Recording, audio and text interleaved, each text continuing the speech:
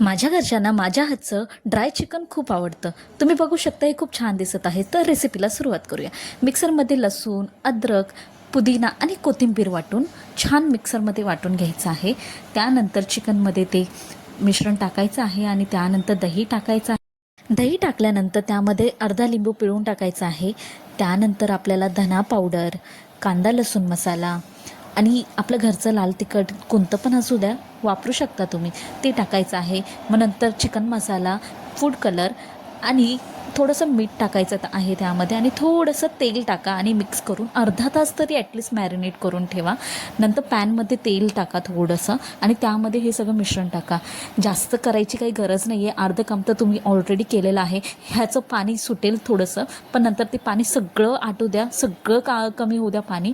आणि बघू शकता तुम्ही, हे ड्राय चिकन झालेलं आहे. रेसिपी आवडल्यास मला नक्की सांगा कमेंट करून आणि